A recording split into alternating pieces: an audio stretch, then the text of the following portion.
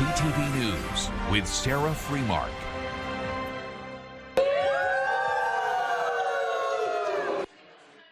Another nail-biter of a game for Team Canada today. This time it was the women that brought it right down to the wire.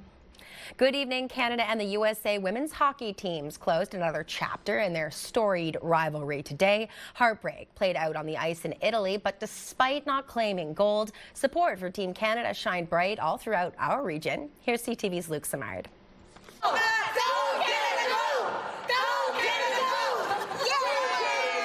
The Canadian women's hockey team saw plenty of support in Simcoe, Muskoka and York region. Playing defense, Erin Ambrose grew up in Keswick, and the town doing what they can to support their local talent with a banner for the public to sign. We're very, very proud of Erin, and we're cheering her on. The community is behind her 100%. She loves this community. She started her hockey career here as a young hockey player. Despite the loss, Keswick is standing proud with Ambrose collecting her silver medal. If they get silver, that's still a major, major achievement. And we'll have another celebration for Erin once she gets back from the Olympics and gets settled back into. Barrie also holding a viewing party in the Rotunda at City Hall, cheering on the Canadian women. Mayor Alex Nuttall taking a break and joining in to watch the game. It's a beautiful Canadian moment. We have a lot of people who are coming in or out of City Hall who can stop, take a look, sit down, move on.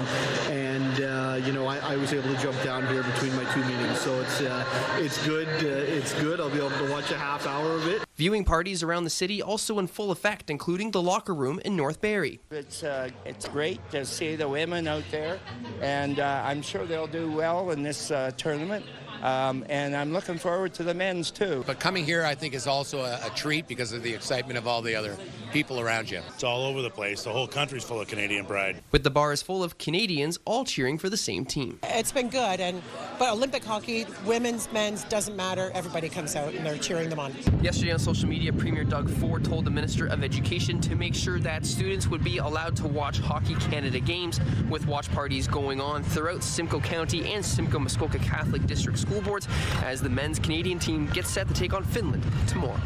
Luke Simard, CTV News, Barrie. Well, what a day for the Olympic Winter Games. Only 3 more left in Milano Cortina. Let's go ahead and take a quick look at the current medal standings. Norway remains in first place with 34, followed by Italy and the United States tied with 26 each. Canada, we remain in 11th place with 15 total medals.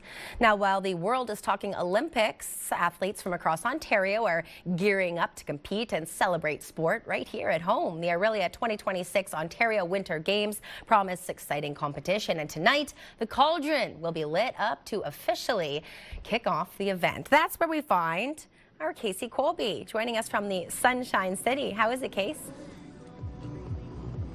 Oh, they got the beats going here. I believe the cauldron's being lit about 8:15.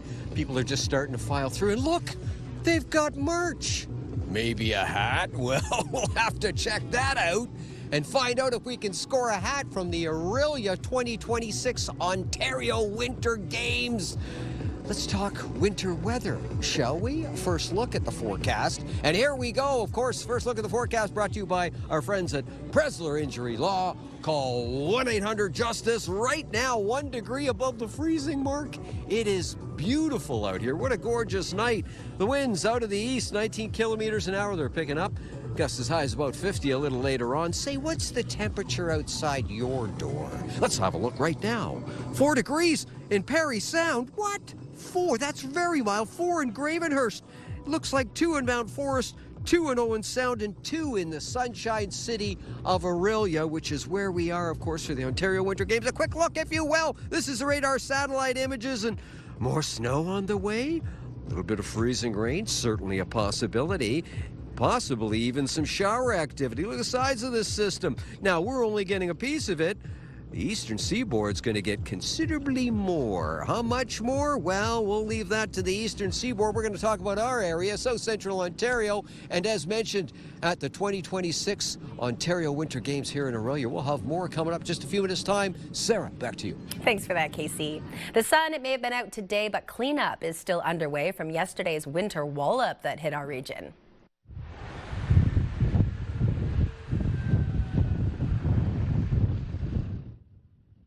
A messy mix of snow, ice pellets, and freezing rain led to dozens of collisions on the roads, transit delays, flight and school bus cancellations. Plows and salters are actively making their way through city streets as that cleanup effort continues. Now, that heavy snow may have been behind the reason that a roof collapsed at a meditation center in Essa Township. The Vipassana Center was evacuated on Wednesday night just before 7 o'clock for reports of a structural failure. The township's deputy fire chief says there were no injuries as everyone inside got out safely before the roof gave way.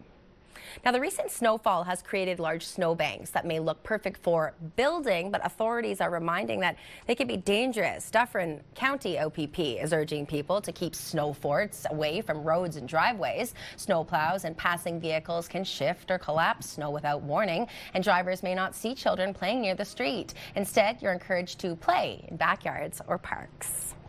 Now to a story that we've been following for months. A 20-year-old Barrie man has been charged with murder in connection to a double shooting at a park in Keswick, and he's now learned whether he will stand trial. CTV's Mike Arcelides reports on this disturbing case. A Newmarket judge has ruled John Mackay will stand trial accused of 2 counts of second-degree murder following a double shooting 17 months ago at Bayview Park in Keswick.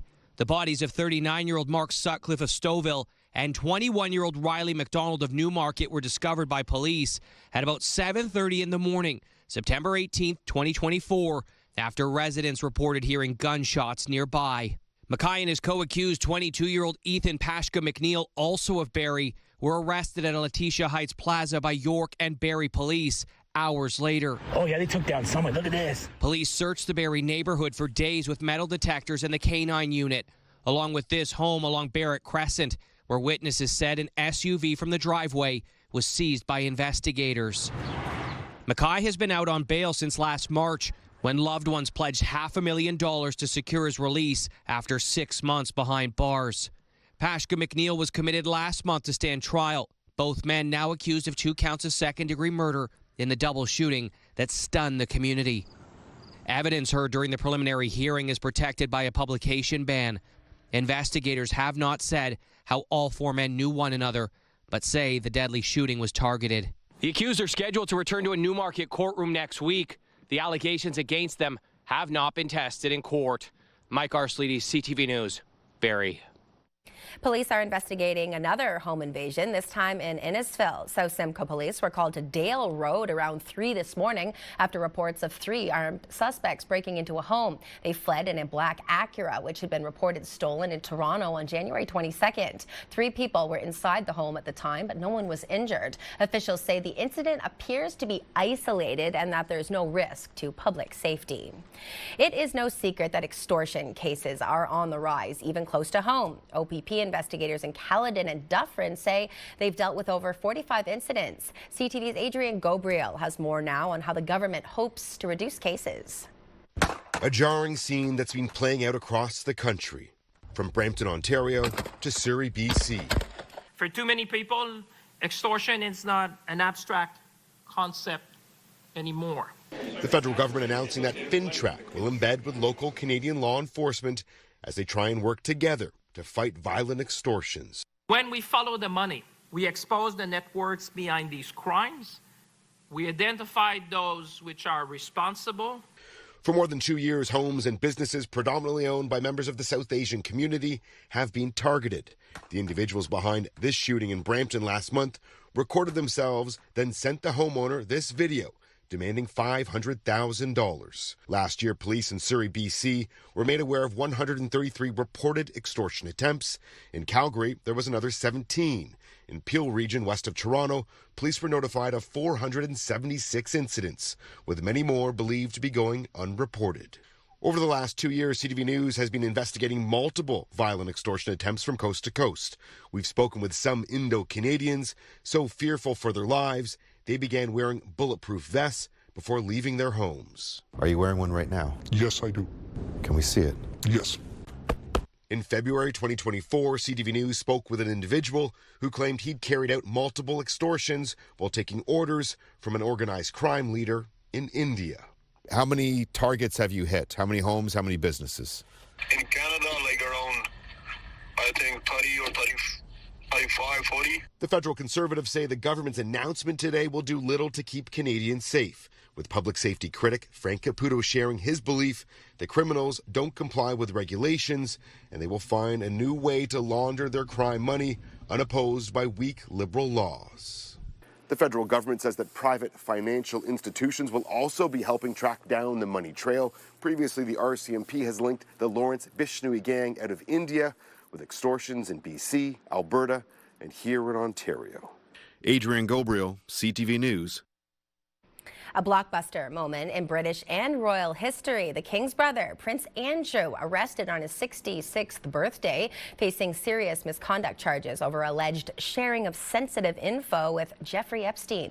CTV's Abigail Beeman reports. Police stand outside Sandringham Estate, home to former Prince Andrew, later seen leaving a police station in this vehicle. The arrest on suspicion of misconduct in public office comes after police said they were looking into allegations Mountbatten Windsor had passed on documents to the late sex offender Jeffrey Epstein while he was working as a trade envoy. It truly is a seismic moment for this country, and I think for the monarchy as well. So what's your reaction to your brother's arrest? King Charles wasn't answering questions Thursday about his little brother, but released a statement saying he learned the news with the deepest concern and the law must take its course. Mountbatten Windsor spent a decade as trade envoy. He made about a dozen visits to Canada in that period. Emails released in the Epstein files suggest he shared UK government reports in 2010. Mountbatten Windsor has always denied wrongdoing. Whether those details that were passed on by Andrew to Epstein were all part of his job and part of his responsibilities, well, that's an open question. However, the official guidance for trade envoys was that they have a duty of confidentiality. The family of Virginia Giuffre says the arrest is a win for Epstein victims. She died by suicide in May and in 2022 settled a lawsuit accusing the former prince of sexually abusing her as a teenager. I think we're very hopeful that this is the start of the domino effect. This is where the house of cards starts falling. Police released a short statement after the former prince was seen leaving the police station, saying he was released under investigation with some police searches of royal property still underway. Abigail Beeman, CTV News, Ottawa. The town of Innisfil is urging residents to be alert after Mayor Lynn Dolan's email account was targeted by a phishing scam earlier this week. Officials say the mayor's account was compromised on Tuesday after a link was opened from an email that appeared to come from a trusted external organization. That click automatically generated similar emails to contacts in the mayor's list requesting money. Residents are now being advised to not click links or respond to any suspicious messages from the mayor's account. Business confidence, it remains low. That is the takeaway from the latest Ontario Economic Report. CTV's Jack Morris has been going through the document. Joins us live tonight with more. Jack, what are the details? Well, Sarah, it wouldn't be an economic report without tariff uncertainty rearing its ugly head. And that's what's driving business pessimism right across the province here. Data from the Ontario Chamber of Commerce shows half of businesses say they're not confident in the province's economic outlook. Less than a quarter say they are confident. That's down 3% from last year. The cost pressure is a big part of that as we continue to stare down inflation and rising prices amid Donald Trump's trade war. But there is some optimism in the report as well, with changing federal and provincial policies called a step in the right direction. Barrie Chamber CEO Paul Markle says there are good indicators for our region. We have some volatility as it relates to the tariff and the crossing the border. There's a lot of manufactured goods here that go that way. So we can be sensitive to that from time to time. But I think we're positioned well for growth, with land acquisition and strong interest in this region. A lot of that has to do with the city's performance. I'm optimistic that this region will come into this faster. Now, things that the province can do to move things along, according to the report, develop a skill base and grow the labor force for high-demand jobs right here in the province, lower taxes and cut red tape, and, of course, spend on infrastructure to continue to allow business growth all across the province. Sarah. All right, thanks very much for that, Jack. Dozens of Canadians returning from one hotel in Mexico are complaining of painful symptoms when they got back to Canada. As CTV's John Woodward reports, experts say an outbreak of foodborne illness could be the culprit. It was a Caribbean dream vacation at the Royalton Splash Riviera in Cancun, Mexico for Kelly Bennett and her extended family earlier this month. We're hoping just to make memories, family time. But the memories Bennett's family were making soon turned into ones they would rather forget. From day 3 on, we just dropped like flies. We were going down 4, 5, 6 of us at a time. The kids suddenly bedridden, many adults barely leaving the bathroom. The diagnosis, norovirus, and also what her doctor here in Canada described as likely foodborne parasites. My son is still not well. He does have parasites in his stool. The 5 of us have now provided 15 stool samples. It was a nightmare. Warren Carrier and his girlfriend stayed at the same resort. She's been in hospital upon returning to Vancouver Island for a week. The doctors there say it's E. coli. Symptoms were obviously, the vomiting, diarrhea, severe cramping, severe stomach pain, nausea.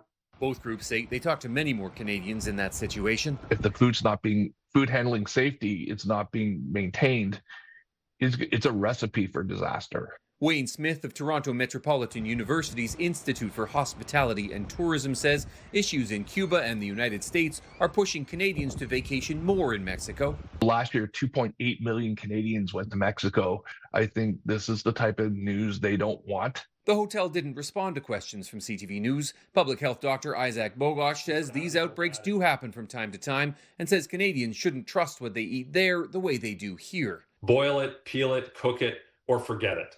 Because some of the, for example, fresh produce may have bacteria on it or a virus on it that can cause gastrointestinal symptoms. Bennett says by the end of last week, the hotel appeared to recognize something was up. Now that when you enter the buffets and the restaurants, their staff is there greeting you with hand sanitizer. Measures she wished had been in place when she got there. John Woodward, CTV News.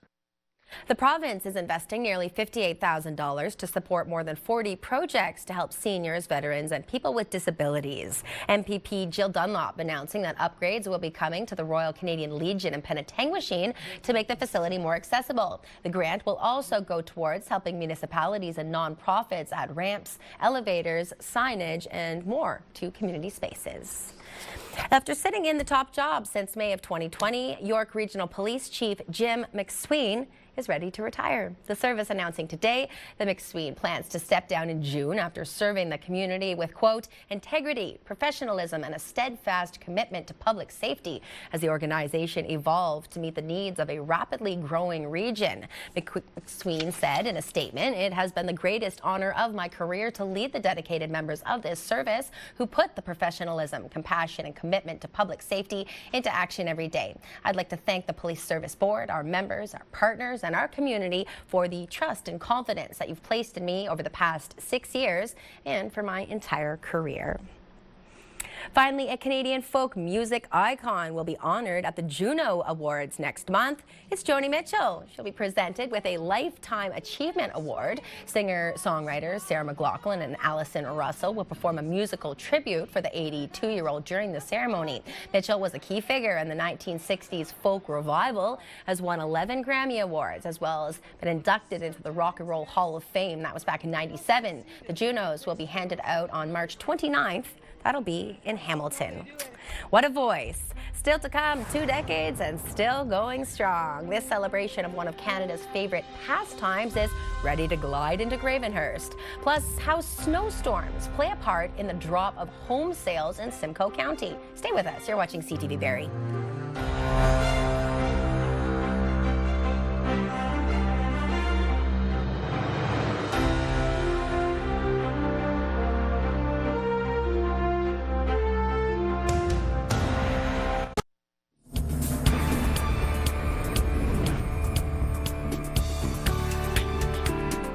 First up, as we poke around the region, preparation is underway as Gravenhurst gears up to celebrate the 20th anniversary of the North American Cup this weekend. I'm lucky enough to be a part of this 20th year, right? Like, because for me, it's been my first year, and we're pretty excited. We have events coming. We have games and trophies and ceremonies happening. We have their welcome ceremony, too, happening on Saturday around 9 o'clock. Back in 2006, On the Pod Canada built 6 rinks on Lake Muskoka. Not sure if anyone would show up. Well, to their surprise, 18 teams came forward, and fast forward 2 decades, they keep coming back each year. I love hockey. It's our sport. It's Canada's sport. It was 20 years ago. I was 19 when we won it. I think it was the first year ever it was on. The players and everything and the talent has gone up huge since we first started, so it's a real good event. The North American Cup now features 12 rinks and is expecting 120 teams to come out from Friday until Sunday to play on the Frozen Bay in Gravenhurst. The backdrop doesn't get much better than that. A hands-on learning session is coming to Barrie this weekend where adults and children can learn how to save a life. 9:30, head tilt chinlet, let's pinch the nose and give 2 breaths. You never know if you're going to be the right person at the right place and save a life. The free mass CPR clinic is happening on Saturday at the Lampman Lane Community Centre. It will demonstrate how to use an automated external defibrillator and what to do if someone is choking.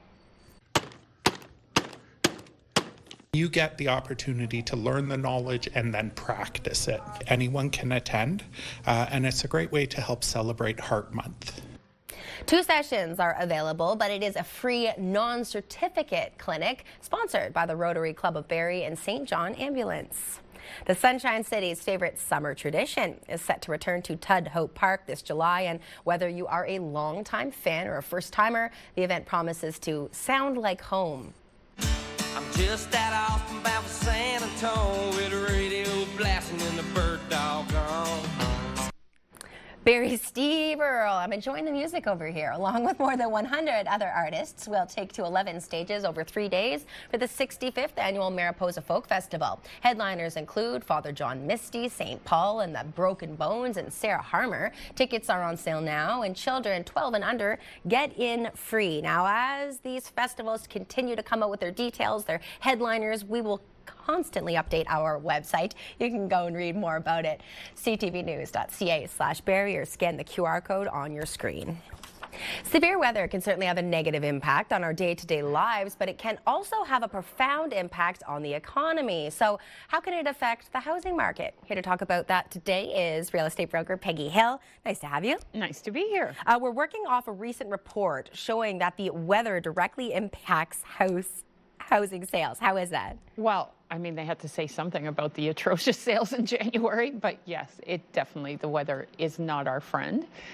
We had so many cancellations during January, but I can tell you, even though we have had our share of bad weather in February, it's not like that. It's much better. People have come out of their cocoons, and February will be a much better month than January was. So just don't look at the January headlines anymore. So does that mean, as we welcome in spring, that milder temperatures will in fact equate to a spike in sales? Well, or is that wishful thinking? No, we will have a spike in sales, and I'll tell you why. And not necessarily because of the temperatures, but the banks right now are fighting for market share. And in all honesty, we haven't seen a good spring market in years. So whichever bank offers the best rate, they win. So right now, first-time buyers, people 5% down, are able to get an interest rate of 3.59%. That, I mean, when we got to 3.99%, we thought that was a big deal. But 3.59, amazing. And it's only going to get better. So as the rates drop for fixed mortgages, because no one's touching the variable still, but as the rates drop for fixed mortgages, then you will see more and more people. And right now, to be honest with you, most of our buyers we're working on, and this is another thing I wanted to explain to people. So most of the buyers we're working with right now are first-time buyers. I mean, that's who's out there looking for homes right now. And when you hear the average price, and this is where it gets a little tricky. So what the average price, when you read it in the paper or you listen to the news and they quote average price, the average price is down 11%. What that means is they total up all the sales and they divide them by the number of sales. Okay, If all we're dealing with right now are first-time buyers and lower, obviously they can only buy in the lower range, obviously those numbers are going to be low. So when you see that prices are down 11%, doesn't necessarily mean your home is down 11%. It just means that the homes we sold in January were of a lower price point. So I don't want people panicking. Oh, okay. Well, those are some wise words. Thank you for coming in today. I know you took the Team Canada loss. I cried in my car, guys. I cried in my car. But we do have a different type of games to look forward to. We do. Let's head to the Sunshine City because that's where Case is tonight. That's right, it's the Ontario Winter Games opening ceremonies on the shores of Cooch. Look at that, isn't that beautiful? More than 2,500 athletes participating in sports like judo, kickboxing. There's wheelchair curling, so much more, even badminton. And our weather watcher artiste will have a look. Our artiste Alex says, sure, I love the games, but just for the record, spring is a month tomorrow. Yeah, you're watching CTV News Barrie. The Real Estate Spotlight is brought to you by the Peggy Hill team.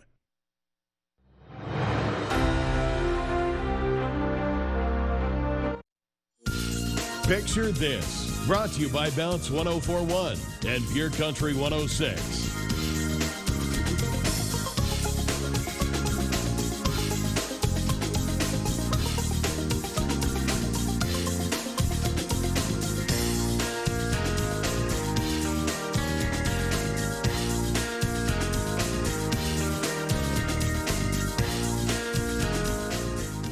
Wow, what a shot. All week long, we're showcasing our viewers. Whatever you're doing, having fun with family, continue to capture those moments and email them to us. Picture this at ctv.ca. Now, family fun is also found on the ice at the Circle at the Centre Rink outside Barrie City Hall. If you haven't gone to this seasonal spot, open daily from 10 a.m. to 10 p.m. They also play music. I just love that. Weather permitting, and offers a safe and fun space for pleasure skating. Casey Colby asking, you shall receive. You've got the very toque you were looking for. They had so many colors, so many different styles. I settled on this one. Lovely. Let's get down to business like the song is saying.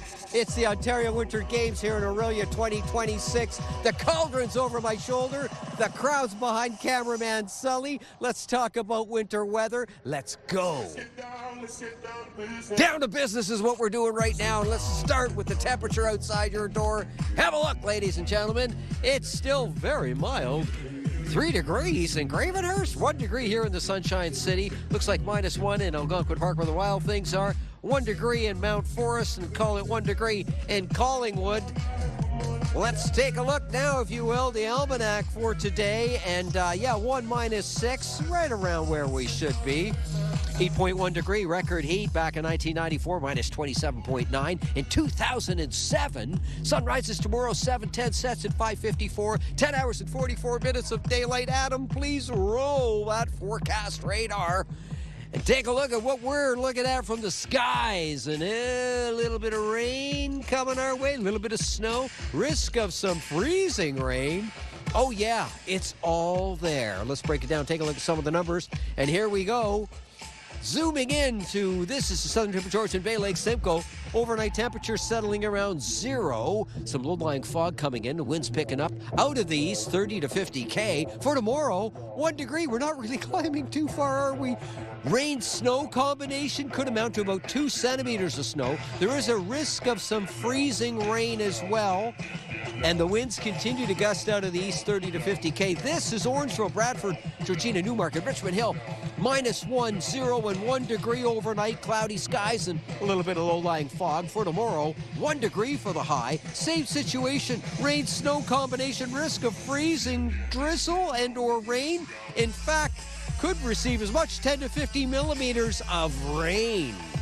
Not snow, but rain. This is Parry Sound, Huntsville, Bracebridge, Gravenhurst, Halliburton. 0, 1, -1 overnight, increasing cloud cover. Oh, what a beautiful evening. 1 degree for tomorrow, 0 in Halliburton. Rain changing to snow, anywhere from 5 to 10 centimeters. And it's going to be heavy snow, ladies and gentlemen. Heavy, heavy, heavy. That's tonight and tomorrow. Now, time for the Diamond and Diamond Lures 5-day extended forecast, and it looks like this. Starting in Simcoe County, early look at the weekend. Saturday, cloudy, 30% chance of showers. Make that snow. And hovering right at the 0 mark, just below on Sunday. Slight chance still of some flurries kicking around. -1 for the high. Monday and Tuesday, back to school, back to work. Here comes the sun, or peaks of it anyway, as we cool off. -5 and -7 for the highs. This is the 5-day extended forecast. Have a look for York Region. Saturday at this point, 40% chance of a few flurries coming down under cloudy skies, 1 degree, 0. Sunday, under cloudy skies, 30% chance of a few flurries. And then Monday and Tuesday, fair skies, sunny cloud, -4, -5 for the high. Muskoka, Parry Sound, Halliburton, beautiful any time of year. Saturday, Sunday, cloudy, 40% chance of a few flurries.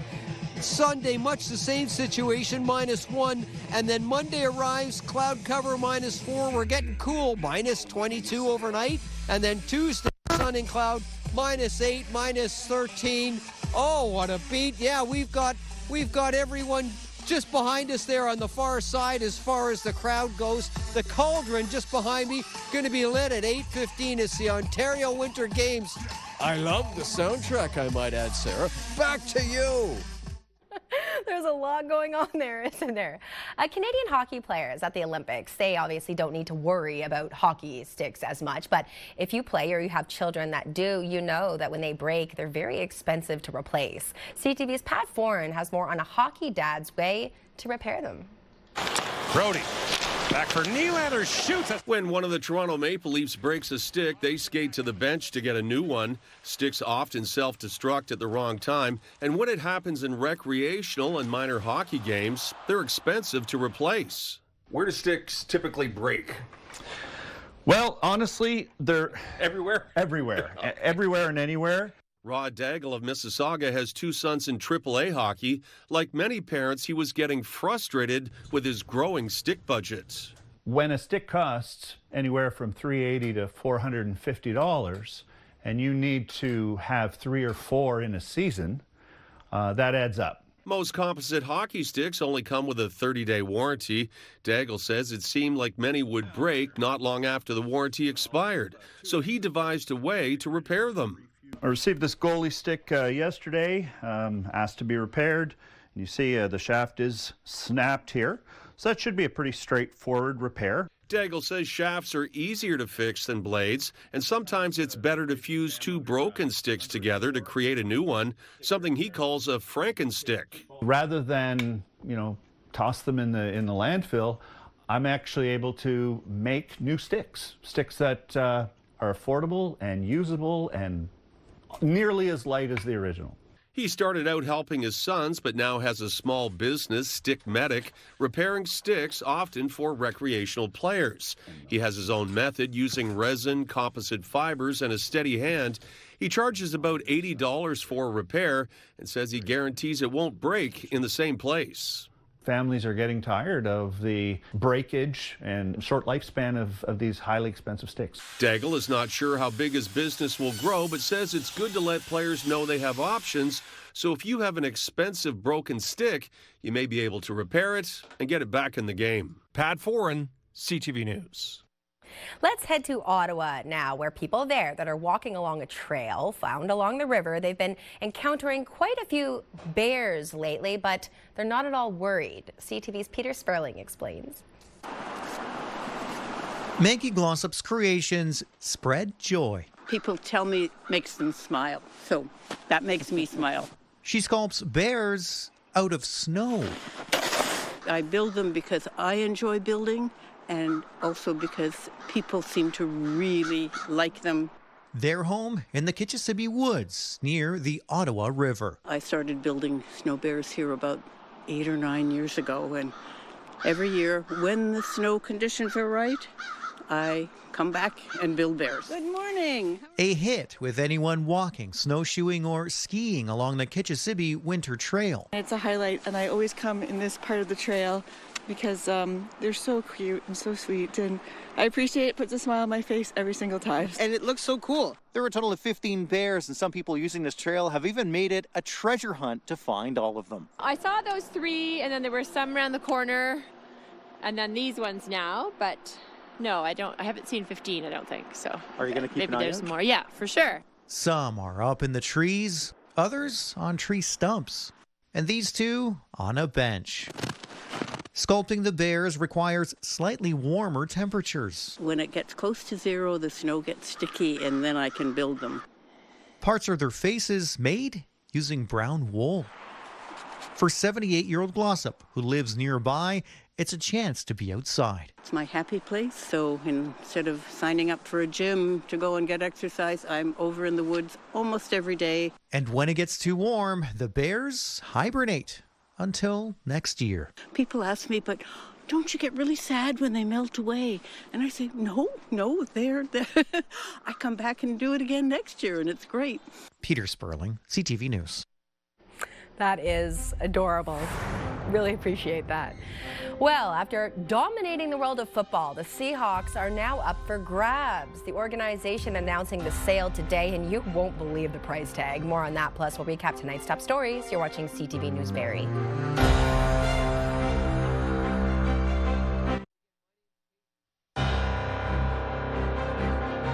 Recapping our top stories, a Newmarket judge has ruled that John Mackay will stand trial accused of 2 counts of second-degree murder following a double shooting 17 months ago at Bayview Park in Keswick that killed 39-year-old Mark Sutcliffe of Stouffville and 21-year-old Riley McDonald of Newmarket.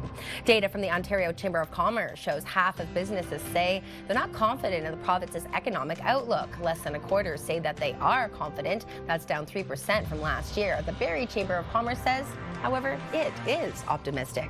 And a tough loss for Team Canada today. Our women's hockey team defeated by the United States in a gold medal match. Now the support, though, right across the region. Viewing parties all over the place, including at Barrie City Hall in Keswick, where that's the hometown of Team Canada's Erin Ambrose. Let's talk more about it. It is a rivalry that has dominated women's hockey, and today's game, it certainly didn't disappoint. Hard-fought match that went all the way to that sudden death overtime. CTV's Scott Hurst takes us through the women's hockey game. Here's a look. Team USA is the Olympic champion in women's hockey. It is a devastating loss for the Canadian women, who are looking to end a 7-game losing streak to their rivals. Canada will still leave Milano Cortina with a silver medal. The win for the Americans puts them back on top of the podium after losing the gold medal match to Canada at the Beijing Games 4 years ago. It's so enormous, the Olympic Games, right? Every shift, every period.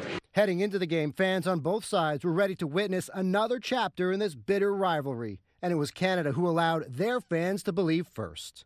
No goals in the opening frame, but very early in the second period, the red and white opened the scoring, while Team USA was on the power play. 27-year-old Kristen O'Neill from Oakville, Ontario, put Canada in the lead with the shorthanded goal, only the second goal Team USA had allowed all tournament. But late in the third, with just over 2 minutes to go, the USA finally broke through. America's captain Hillary Knight with the equalizer, and it would stay tied through the end of regulation. In overtime, it was Megan Keller for the Americans with the golden goal. Despite the loss for Canada, this rivalry continues to push the women's game to new heights. These women are great athletes.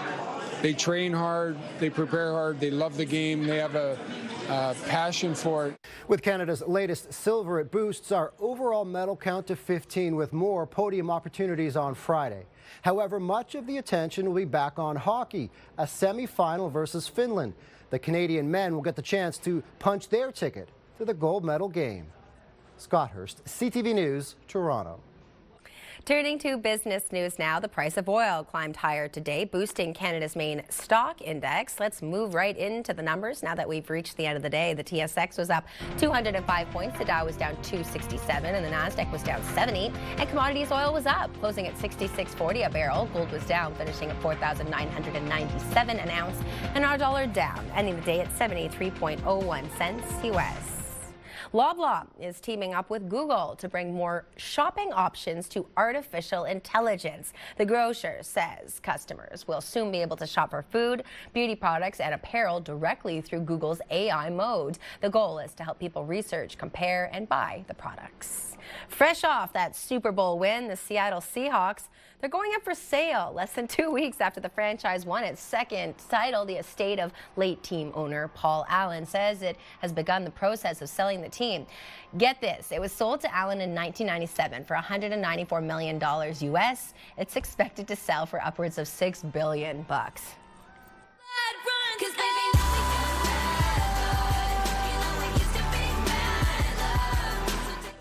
There's no bad blood between Taylor Swift and the charts because the iconic pop star has once again been named Best-Selling Artist of the Year. That's for a 6th time. This award comes following the success of her latest album, The Life of a Showgirl, which sold a record-breaking amount of copies in its first week. Coming up next here on CTV Barrie, it was an injury that made the whole country gasp. Sidney Crosby left the game against Czechia, but will he be back for tomorrow's semi? Details next.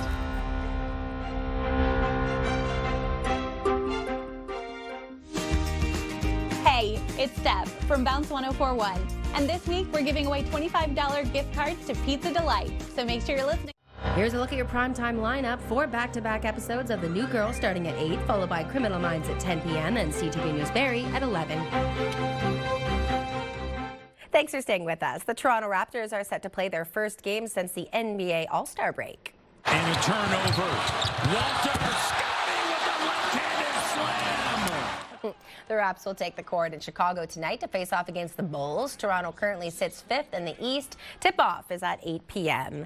Back to the topic of the Olympics. It's still unclear whether Sidney Crosby will suit up for Canada in tomorrow's game. The star forward left yesterday's quarterfinal matchup against Czechia after suffering a leg injury midway through the second period. Kind of got squished.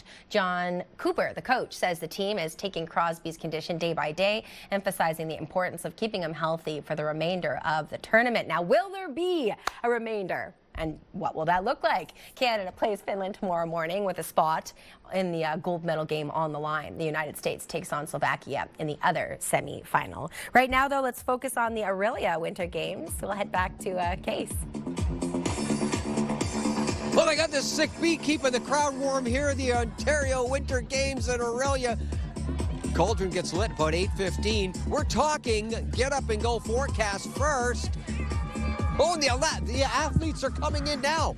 Quickly, the get up and go forecast looks like this. Barrie, we're looking at cloudy skies and 1 degree. Could be looking at a couple flurries coming down at that time. Same as in Newmarket, where it's 0 at 7 o'clock in the morning. And 1 degree in Gravenhurst, much the same situation. The Ontario Winter Games, and we've been talking to the crowd. Come on over here. And this is Antonella and her family, and her son, 12-year-old son, Luca, is competing in the kickboxing. Yeah.